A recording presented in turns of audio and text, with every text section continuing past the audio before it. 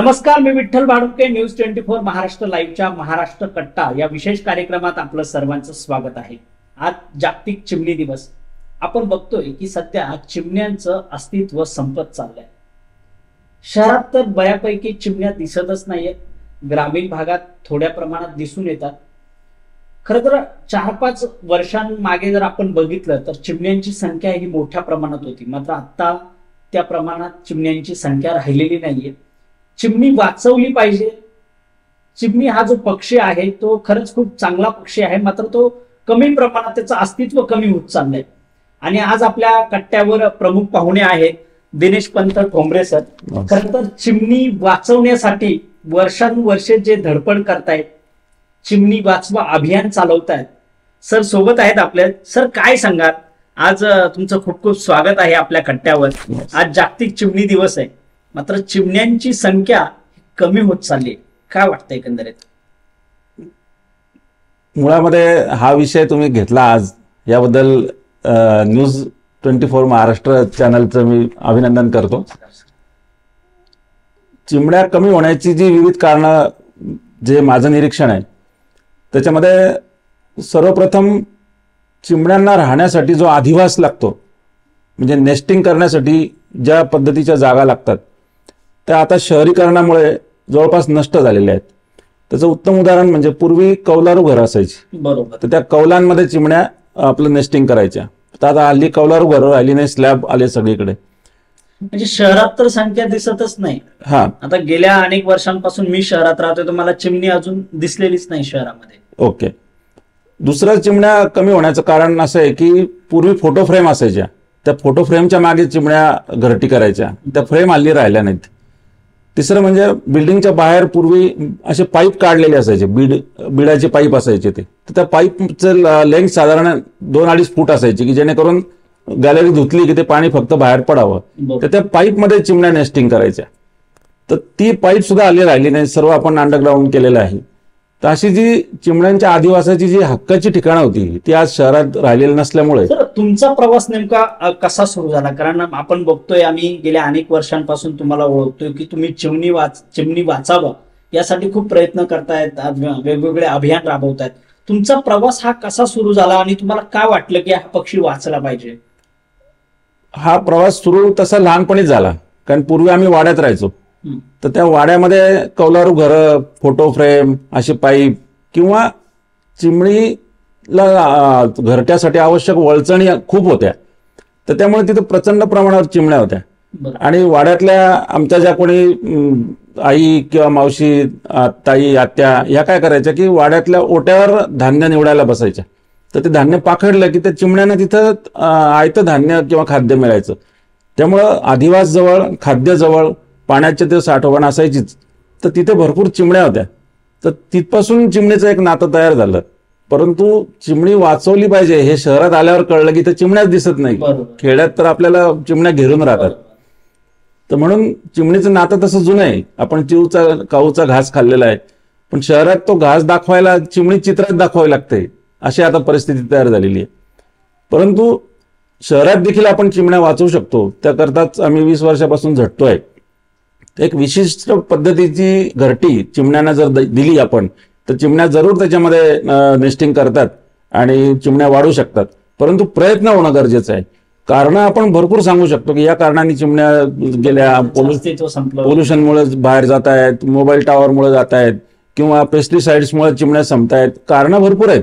परंतु जसं आपण सर्व्हाइव्ह करतोय याच वातावरणात तसं पक्षी पण करू शकतात. पण त्यांना आवश्यक नेस्टिंग स्पॉट्स जे ते नॅचरली सिलेक्ट करतात, त्याच पद्धतीचं वातावरण जर आपण आर्टिफिशियली करून दिलं त्यांना, तर चिमण्या अतिशय चांगल्या घरट्यात राहतात. तर माझ्या स्वतःच्या घरी कमीत कमी 20-25 घरटी आहेत आणि 20-25 फीडर आहेत. तुमच्या घराला आजूबाजूला लावलेली सगळी त्या आहेत ती. तर ती सगळी स्पॅरो फ्रेंडली नेस्ट आम्ही बनवलेली आहेत. सर, तुम्ही हे जी घरटी बनवतायत, विविध प्रकारची घरटी आपण बघतोय, हे नेमकं तेव्हा म्हणजे ही संकल्पना कधी सुचली आणि ती केव्हा सुरुवात तुम्ही कधी झाली तुमची घरटी बनवण्याची? घरटी एकदम बनवली गेली नाही.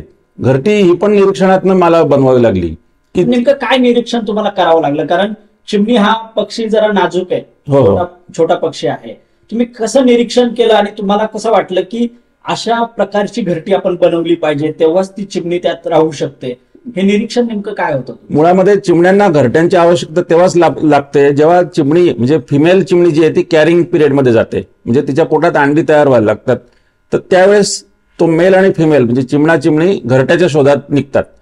तर घरट्याच्या शोधात निघून नुसता उपयोग नसतो, कारण चिमणी हा एकमेव छोटा पक्षी असा आहे की त्याच्याकडे विविंग टेक्निक नाहीये, म्हणजे विणायचं टेक्निक नाहीये. त्यांच्या नखांची रचना किंवा चोचीची रचना जी आहे ती एखादी फांदी मिळाली, तिची तार काढली आणि ती विणली अशी टेक्निक चिमणीकडे नाहीये.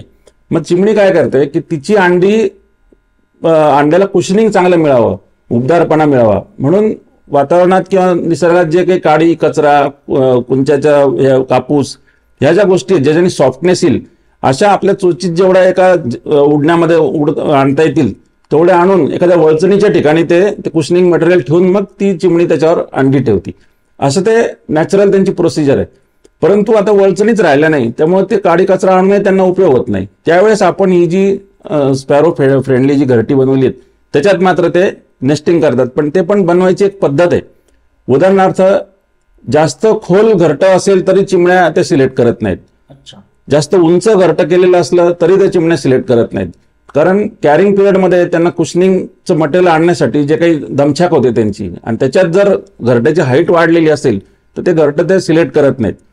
मग आम्ही एक स्टँडर्ड साईज अनुभवातनं ठरवली की 7 इंच डेप्थ, 4 इंच रुंदी आणि 4 इंच त्याची हाईट, 7 बाय 4 बाय 4 असं घरटं जर तयार केलं तर ते कुशनिंग पिरियड कॅरिंग पिरियडमध्ये कुशनिंग मटेरियल आणायला ते घरटं त्यांना रिझनेबल होतं. दुसरी गोष्ट, चिमणी जिथून एंट्री करते त्या घरट्यामध्ये ते जे होल असतं ते 1.25 इंचापेक्षा जास्त मोठं नको, जेणेकरून चिमणा आणि चिमणीचा पोटाचा जो घेर असतो तो 1.25 इंचाचा असतो. तर मध्ये जाताना बाहेर येताना तो घरट्याचं जे तोंड आहे ते त्यांना घासून गेलं पाहिजे, म्हणजे त्यांना याची खात्री होते की माझ्यापेक्षा मोठा पक्षी इथं येणार नाही, जाऊ शकत नाही. बरोबर. तर अशा अनेक गोष्टी चिमण्या बघत असतात आणि त्याच्यातून मग ते त्या ठिकाणी नेस्टिंग करतात. उदाहरणार्थ कावळा आहे, तर कावळा उडत असताना बरोबर शोधतो की चिमण्यांची पिल्लं कुठं असू शकतात का, ते त्याचं खाद्य आहे. किंवा बैरी ससाणा हे सुद्धा चिमण्यांची पिल्लं ओढतात, किंवा घार, साप. हा, तर चोचीने ओढणारे जे पक्षी आहेत मोठे ते शोधत असतात. जिथं चिमण्यांचा चिवचिवाट दिसतो तिथं त्यांच्या लक्षात येतं की इथं चिमण्यांची पिल्लं आपल्याला सापडू शकतात. म्हणून आपण जी 7 इंच जी डीप घेतली त्याचं कारणच ते आहे की कावळ्याची चोच साधारण 2, 2.5, 3 इंचापर्यंत डीप जाऊ शकते. मग पिल्लं काय करतात, पिल्लं ती हुशार असतात, त्यांना फक्त त्यांच्या आई वडिलांचा ओरा कळतो. बाकी तुम्ही कितीही बाहेर चिवचिवाट करा, आर्टिफिशियल करा, ती पिल्लं बाहेर डोकवत नाहीत. पण त्यांची आई वडील तिथे आले काही आळ्या किंवा खाद्य घेऊन की ती पिल्लं बरोबर बाहेर चोची काढतात. तर त्यांना कळतं की बाहेर मोठा पक्षी आलेला आहे किंवा आपल्याला जीवाला धोका आहे, तर ती पिल्लं आतमध्ये जातात. म्हणजे कावळ्या बाजूला थांबतात. हा, कावळ्याच्या चोचीच्या रेंजच्या आतमध्ये जातात. म्हणजे आपण चिमण्या वाचवतो ऍक्च्युली. कावळा त्याचं खाद्य आणखीन ठिकाणी शोधू शकतो, पण आपल्या समोर जी पिल्लं आता तयार होत आहेत तेच कावळ्यांनी काढून देणं हे आपल्याला दुःखदायक होतं.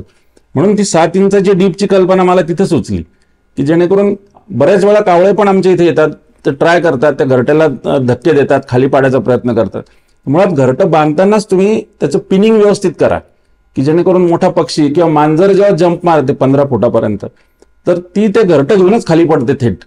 तर तुम्ही जेव्हा ते फिक्स केलेलं असलं भिंतीमध्ये तर ती ते तसं करू शकत नाही. 1-2 जंप मध्ये तिच्या लक्षात येतं की व्यवस्थित क्लिपिंग केलं पाहिजे त्याच्यामध्ये. म्हणजे नुसते घरटं बनवून उपयोग नाही, तर त्याच्यात निर्माण होणाऱ्या चिमण्या सुद्धा वाचल्या पाहिजे, ती पिलं वाचली पाहिजे. 21 दिवस 22 दिवस पर्यंत चिमणा चिमणी पिलांना खाऊ घालतात. त्याच्यामध्ये 7-7 दिवसाची सायकल मी बघितलेली आहे की पहिल्या 7 दिवसात ते काय खाऊ घालतात, तर बोरी बाबळीच्या पानांचा चोथा आणून ते खाऊ घालतात. पुढच्या 7 दिवसाच्या सायकलमध्ये त्यांच्या पंखामध्ये ताकद येण्यासाठी आपण जसं मुलांना आपल्या व्हिटॅमिनल प्रोटीन बॅलन्स देतो त्याच पद्धतीने चिमण्या त्या पिलांना खाऊ घालतात, कारण त्यांच्या पंखात ताकद यावी, बाहेरच्या हवेचं प्रेशर त्या पिलांना सहन व्हावं त्या दृष्टीने ते त्यांना खाऊ घालत असतात.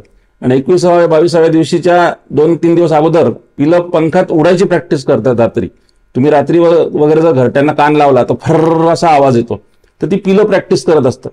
मग जेवढी जास्त ती फरफर वाढते तर आम्हाला समजून जातं की 2-3 दिवसात हे पिल्लू सकाळी सूर्य उगवला की उडून जाणार आहे.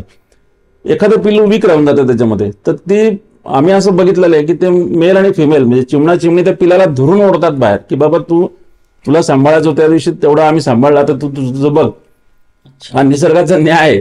तर त्याही पद्धतीने त्या पिल्लांना हार्डली ट्रेन करतात की तुला सांभाळलाय ना आता तू तेवढ्या दिवसात त्याला बाहेर काढलं. Yes yes yes. म्हणजे आपल्याकडे आई वडील म्हणतात मुलाला पॅम्परिंग नाही चालत त्यांना. तुला एवढ्या दिवस आम्ही सगळं दिलेलं आहे बाबा, आता आमची जबाबदारी संपली. तर अशा रीतीने ती पिलं उडून गेली की त्यांच्यातलंही नातं संपून जातं. सर ते म्हणजे पिलं जेव्हा बाहेर उडून जातात तर पुन्हा येतात की बऱ्यापैकी नाही, एकदा पिल्लू घरट्यातून बाहेर पडलं की ते पिल्लू माझ्या तरी ऑब्झर्वेशन मध्ये परत आलेलं नाही घरट्याकडे, किंवा पुन्हा त्यांनी फॅमिली नेस्टिंग केलं की काय बाबा कसं वाटलं तुला मम्मी पप्पा, असं काही नसतं त्याच्यात. एकदा पिल्लू once he jump from the nest ते परत येत नाही पिल्लू. आणि त्याला तेवढं दिशांचं भान पण त्यावेळेस नसतं की मी परत नेस्ट माझं कुठे. तर जेवढं कदाचित ते दिशाभूल होत असतील म्हणजे त्यांना, किंवा तो निसर्गाचा न्याय पण असेल की त्यांनी त्याच्या पंखाच्या ताकदीवर पुढे जगाशी लढावं, तर त्यामुळे पण ते परत येत नसेल. त्यांचं मुख्य खाद्य काय सर चिमण्यांचं? आपण म्हणजे हे बघा, चिमण्यांचं मुख्य खाद्य काय आपल्या भाषेत सांगायचं ठरलं जे आपण त्यांना देऊ शकतो की ज्वारी बाजरी किंवा याची सप्तधान्य म्हणतो आपण, त्याची भरड, त्याचं पीठ देऊ नये चिमण्यांना. कारण ते चिमण्या खात पण नाही, कारण चिमणी दाणा टिपते, पीठ खात नाही असं उचलून, ती टिपते, जागेवरच ती त्याला फोडते. तर आपण जर भरड करून दिलेली असली तर ते सॉफ्ट होतं. जसं आपल्याला इझी फूड जिथे तिथे आपण पहिले जातो, तसं चिमण्यांना इझी फूड जर आपण दिलं तर आपल्या इथे गर्दी करतील ते.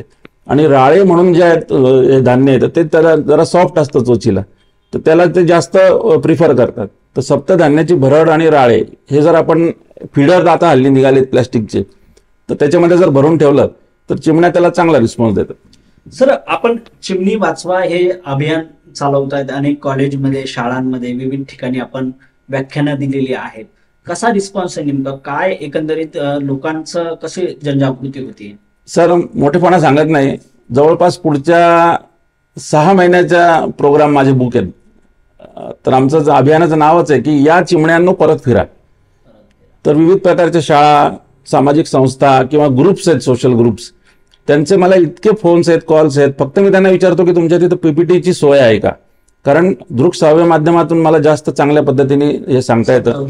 जवळपास त्यांची जेवढी बसायची तयारी आहे, वेळ द्यायची तयारी आहे, तेवढी माझी सांगायची तयारी असते. काही लोक 1 तासाची लिमिट देतात, त्याच्यात लिमिटेड गोष्टी सांगता येतात.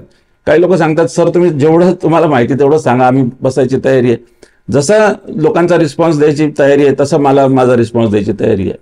सर आपण घरटी जी बनवतायत ते अनेकांना आपण समजा विक्री करतात, कारण आता तुम्ही अनेक मोफत पण दिलेली आहेत, मात्र काही प्रमाणात विक्री आपण केली पाहिजे त्या माध्यमातून. तर ते लोकांना काय आव्हान कराल की तुम्ही ती घरटी असतात आणि म्हणजे आता मला वाटतं की घरटं घ्यावं, पण ते नेमकं कुठे लावलं पाहिजे? बऱ्याच जणांना असं होतं की आपण घरटी घेऊ म्हणजे कुठेतरी आपण ऐकतो, सगळं बघतो, आपल्यालाही वाटतं की घरटं घेतलं पाहिजे, आपल्या घराला घरटं लावलं पाहिजे. नेमकं कुठं लावलं पाहिजे ते घरटं, म्हणजे तिथं तो पक्षी येऊ शकतो? असं अतिशय महत्वाचा प्रश्न तुम्ही विचारला. हाच प्रश्न महाराष्ट्रभरातून हजारो पालक किंवा चिमणी प्रेमी मला रोज विचारतात. मूळ मुद्दा असा आहे की तुम्ही मुळात घरटं घेतानाच मी ज्या पद्धतीने तुम्हाला सांगतोय त्या तसं घरटं घ्या, जास्त मोठं घेऊ नका. आपल्याला काय वाटतं मोठं घरटं म्हणजे खूप चिमण्या तिथे येतील, तर एका वेळी एकच फॅमिली कोणत्याही नेस्ट मध्ये जाते, जास्त चिमण्या एकाच्यात राहू शकत नाही, एकच फॅमिली राहते. मग त्यांचे 2-3 पिलं जी काय असतील ती आणि मेल फिमेल हेच एका वेळी तिथं राहतात. 20-22 दिवस नेस्टिंग केलं की ते उडून जातात. एक त्यांची पद्धत अशी आहे की पुढचं जे कपल तिथे येईल, म्हणजे मी आता थोडं थांबवतो सर, म्हणजे एकदा त्यांची पिलं निघून गेल्यानंतर जे काही समजा मेल फिमेल असेल, येस, ती पण निघून गेल्यावर ते पुन्हा येत नाही का तिथे परत येत नाहीत, ते दुसरीकडे नेस्टिंग करतात. तर तिथे जे नवीन कपल येतं, जे मगाशी मी सांगितलं की आता ती फिमेल कॅरिंग आहे, आता नवीन कपल आले तिथे, तर ते बघतात की आधीच्या कपलचा बराच कचरा तिथे आहे, म्हणजे आपण ज्याला नेस्टिंग मटेरियल म्हणतो, मग त्यांचं वेस्टेज पण तिथे पडलेलं असतं. तर ही दोघं काय करतात की जो मेल आहे तो घरट्याच्या वर बसतो वरच्या बाजूने आणि फिमेल खाली बसते म्हणजे त्या घरट्याच्या तोंडाजवळ, आणि ते काड्यामधनं काढतात, आतल्या सगळा कचरा साफ करतात, ते घरटं पूर्ण क्लीन करतात ते, आणि नंतर स्वतः दुसरं स्वतःचं कुशनिंग मटेरियल आणून त्याच्यावर स्वतःची अंडी ठेवून त्याच्यावर ते राहतात. आयत्या याच्यावर चिमण्या राहत नाहीत. म्हणजे हा खूप मोठा संदेश म्हणता येईल. Yes yes yes. चिमण्या आयत्या कशा काहीच घेत नाहीत. म्हणजे आपल्याकडे एक म्हण आहे, आयत्या वेळात नाबावा. नाही, आयत्या वेळात चिमण्या राहत नाहीत. पण सर आता जे समजा तुमचे प्रोग्राम तुम्ही सांगितलं चालू आहे, नक्की याच्यामधून जे विद्यार्थी आहेत त्यांना जास्त प्रमाणात आपण हे केलं, तुम्ही माहिती देतात वगैरे, याच्यामध्ये काही शासकीय काही योजना असं करता येईल का? तुम्हाला काय वाटतं एकंदरीत? म्हणजे हा पक्षी वाचवण्यासाठी काही शासकीय योजनांचा काही फायदा त्यात होऊ शकतो का? कसं शासन काही त्याच्यात हे करू शकतो? हो, शासन खूप प्रकारे मदत करू शकतं. सामाजिक संस्था त्याच्यामध्ये मदत करू शकतात. आता मी जोपर्यंत जेवढी माझी कॅपॅसिटी आहे तेवढं मी मदत करत असतो. आणि काय होतं की आवाहन करून पण त्यांच्या ऑफिसच्या चक्रा मारा, तिथे फॉलोअप घ्या. एक पत्रकार असल्यामुळे मला तिथल्या लाल फितीचा कारभाराचा प्रकार माहिती असतो. त्यामुळे मी 20 वर्षापासून जेवढं मला शक्य होईल ना त्याच प्रमाणात मी काम करत असतो. ह्याच्यामध्ये मला शाळांनी किंवा विविध संस्थांनी खूप मदत केलेली आहे. मदत इन द सेन्स ते जेव्हा बोलवतात या गोष्टींना तर ते नेस्टसाठी किंवा कायसाठी माझं तर इच्छा असते की त्यांनी फंड्स देऊ नये. त्यांनी मी सांगतो त्या पद्धतीची नेस्टच मला द्यावी किंवा फीडर द्यावे. फीडरमध्ये पण हल्ली खूप प्रकार आले. 2 पॉईंट फीडर, 4 पॉईंट फीडर, 6. अगदी आम्ही तर 30 पॉईंट फीडर बनवलेलं पण पाहिलेलं आहे. त्याला पण रिस्पॉन्स मिळतो. फक्त फीडर लावायचं कुठे किंवा नेस्ट तुम्ही म्हणला ते लावायचं कुठे, तर दुपारी 12 नंतरचा जो उन्हाचा स्ट्रोक जिथे येईल तिथे चिमण्या नेस्टिंग करत नाही. मग अगदी तुम्ही डनलॉपची गाडी डोक्यावर ऊन म्हणतो तिथून जे ऊन पास होतं पुढे, जेव्हा सूर्य वेस्टला जातो तर साधारण वेस्ट पासून सेंटर वेस्ट, साऊथ वेस्ट किंवा साऊथ ईस्ट ह्या डायरेक्शनचं ऊन जर जास्त वेळ घरट्यावर असेल आणि त्या ओरिएंट जर घरट्याचं तोंड असेल तर तिकडे चिमण्या नेस्टिंग करत नाही, अंडी देत नाही. कारण तो जो उन्हाचा स्ट्रोक आहे त्याच्याने अंडी फुटतात, वितळतात, क्रॅक होतात आणि टोटॅलिटीमध्ये कमी चिमण्या बाहेर पडतात घरट्यातनं.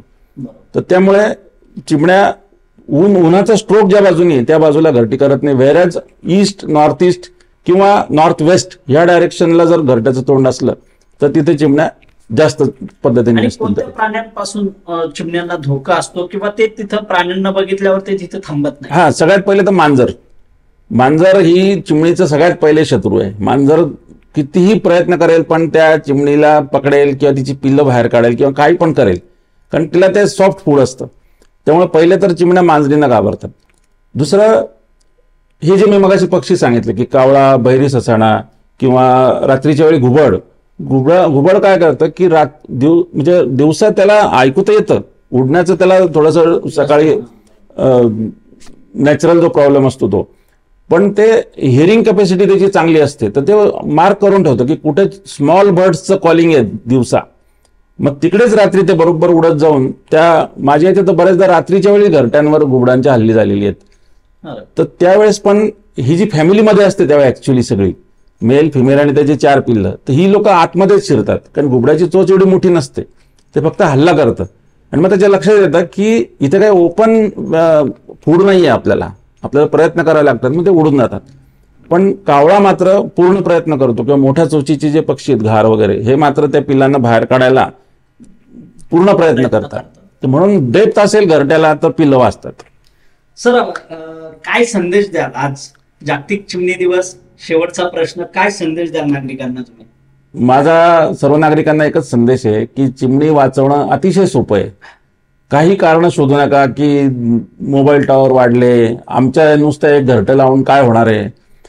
एक मी तुम्हाला साधं कॅल्क्युलेशन सांगतो की पाईन वूडचं एक घरटं आहे, त्याची लाईफ म्हणजे अगदी बाहेरचं मॉइश्चर, पाण्यापासून जरी वाचवतो आपण त्याला, पण बाहेरच्या मॉइश्चरमुळे काय होतं की त्या पाईन वूडचं जे पॅकिंग आहे, खिळे वगैरे मारलेले, ते साधारण 1.5 वर्षामध्ये त्याला मॉइश्चर शिरल्यामुळे सुटून येतं. तर त्या 1.5-2 वर्षामध्ये साधारण 8 ते 9 चिमण्यांच्या फॅमिली त्यात नेस्टिंग करू शकतात. म्हणजे जवळपास 1.5-2 वर्षामध्ये 40 ते 45 नवीन चिमण्या प्रोड्यूस होऊन त्या घरट्यातून बाहेर पडू शकतात. हे मी लावलेल्या एका घरट्याचा रिझल्ट आहे. तर आपण काय करू शकतो की मी एकटा घरटं लावून काय होईल आणि मग त्याच्यातनं काय होणार आहे असं न विचार कुठेतरी तुम्ही डायरेक्ट कृतीच करा ना. आम्ही सांगतो त्या पद्धतीने घरटं लावा, तिथे फीडर लावा आणि तिथं थोडंसं पाणी वगैरे ठेवा प्यायला. बघा चिमण्या तुम्हाला रिस्पॉन्स देतात की नाही. हे प्रत्येकाने करा. प्रत्येक घरामध्ये एक घरटं, एक फीडर आणि पाण्याची वाटी जर ठेवली ना तर अक्षरशः लाखो चिमण्या प्रोड्यूस होतील. आणि ह्या चिमण्या 150 ते 200 प्रकारचे आपल्याला जे हार्मफुल कीटक आहेत त्यांना खातात. तर शेतामध्ये ह्या चिमण्या धान्याचे कणीस खायच्या आधी ते कीटक खातात आणि कीटकांवरच पेस्टिसाइड मारलं जातं. जर चिमण्या ॲडेक्वेट क्वांटिटीमध्ये असल्या तर पेस्टिसाइड मारायची गरज पडणार नाही. आपल्याला विदाऊट पेस्टिसाइड फूड खायला मदत करायला चिमण्या एक प्रकारे मदत करत असतात. तर आपण ते करू शकतो. कारण शोधायची ठरली तर मग प्रत्येक बाबतीत कारण आहे. जसं आपण डेली लाईफमध्ये ज्या अडचणी येतात त्या मात करून पुढे जातो, तसंच आपण चिमण्यांना मदत करू शकतो, जे आम्ही लाखो विद्यार्थ्यांच्या सहाय्याने करतोय. सर, काही पक्षीप्रेमींना तुमच्याशी संपर्क करायचा असता, तुमचा कॉन्टॅक्ट नंबर एकदा प्रेक्षकांना सांगा. माझा नंबर जवळपास सर्व महाराष्ट्राकडे आहे. परत सांगतो, न्यूज 24 महाराष्ट्राच्या चॅनलच्या प्रेक्षकांना 93 73 91 34 84. परत एकदा सांगतो, 93 73 91 34 84. सर, खूप खूप धन्यवाद, तुम्ही या चर्चेत सहभागी झालात. आपल्यासोबत होते दिनेश पंत ठोंबरे सर. सरांचा जो अनुभव, त्यांनी चिमणी वाचवण्यासाठी केलेली धडपड, हे सगळं तुम्ही ऐकलं असेल. तर यातून काहीतरी प्रत्येकाने बोध घ्यावा आणि यापुढे आपण कसे पक्षी वाचवू शकतो हा प्रयत्न केला पाहिजे. कारण निसर्गामध्ये पक्ष्यांचं खूप महत्व आहे. जर पक्षी वाचले तर निसर्ग वाचेल आणि सर्वच आपल्या अवतीभोवती चांगल्या गोष्टी राहतील. तर हे प्रत्येकानं करावं, हीच आमची अपेक्षा आहे. पुन्हा भेटूयात नवीन पाहुण्यांसोबत. तोपर्यंत पाहत राहा न्यूज 24 महाराष्ट्र लाईव्ह.